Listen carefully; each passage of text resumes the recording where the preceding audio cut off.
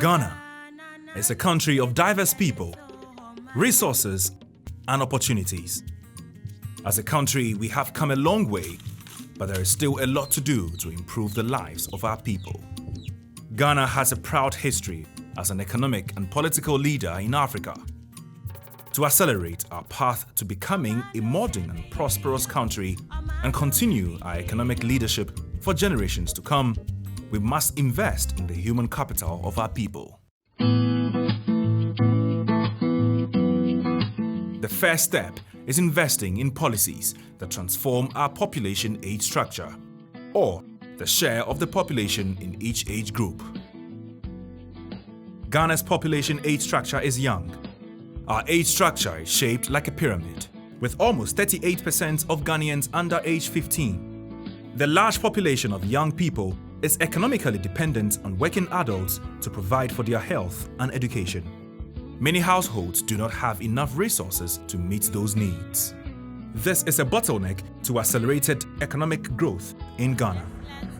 With greater investment in the health and education of young people, countries can achieve the economic benefits of a healthy and better educated working-age population, as we saw in Thailand.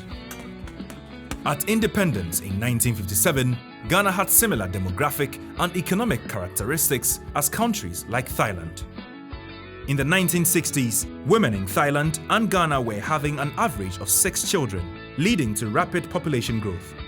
But during the next 25 years, our paths began to diverge. The Thai government established policies to slow population growth. They focused their national economic and social development plans on lowering fertility rates by increasing access to voluntary family planning services. With fewer births each year, the young, economically dependent population in Thailand grew smaller relative to the working-age population. This transformation opened up a window of opportunity to achieve a demographic dividend, or the accelerated economic growth that can result when more of the population is working age and employed in well-paying jobs. Thailand took advantage of age structure changes by implementing a supportive policy environment. Today, Thailand's GDP per capita is $7,808. In comparison, Ghana's age structure today looks much like it did in 1960. And our GDP per capita is just $2,202. By transforming our age structure and investing in the human capital development of our people, Ghana could potentially enjoy the same prosperity. We can change our population age structure through a sustained decline in fertility. When women and couples can exercise choice in the size of their families through access to voluntary family planning information and services, many choose to have fewer children. The window of opportunity to attain the demographic dividend appears when a country's median age of the population, or the age at which half of the population is older and half is younger, is 26 years. Today, the median age in Ghana is just 22 years of age. Ghana needs to take steps that recognize the role of family planning in shifting the population age structure. 3 in every 10 married women who wish to delay or avoid pregnancy are not using contraception. Barriers to family planning access impact all women of reproductive age, regardless of whether they are married. Almost 14% of teenage girls are either pregnant or have already given birth. To address the need for family planning, the government of Ghana committed to increasing funding of contraceptive commodities in its Family Planning 2020 commitment and the Ghana Family Planning Costed Implementation Plan. While the government intends to purchase 1/3 of all contraceptive methods, the government only procured 1/10 in 2018, and more work needs to be done to meet this commitment. At the district level, assemblies often have no budget line for family planning services, which makes it difficult to successfully implement plans and policies to achieve government's priorities. To accelerate change in age structure and achieve policy goals, policymakers must increase government procurement of contraceptive methods to ensure full financing for commodity needs. Expand access to a wider range of contraceptive methods for young people. Create budget lines for family planning services using district assemblies' common funds. Our efforts to expand access to voluntary family planning will enable women and couples to plan the timing and spacing of their births, leading to a decrease in fertility. When women are having fewer children, the median age of the population will gradually increase. As the median age of the population increases, countries can achieve faster economic growth with complementary investments in health, education, and the economy. When the median age of the population is 29, countries become more likely than not to achieve the Sustainable Development Goals target for child survival. Today, the mortality rate of children under 5 in Ghana is 60 deaths for every 1,000 births. As fertility falls and the median age increases, Ghana will become more likely to achieve this child survival dividend. To build a healthier population, we must also invest in strengthening primary health care, including universal immunization, ensuring adequate nutrition for infants and young children, expanding access to adolescents' family planning and reproductive health information and services. Government investments in health of infants and children will promote a healthy and productive population.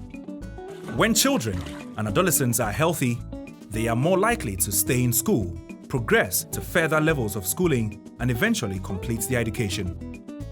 A changing age structure also benefits the education sector.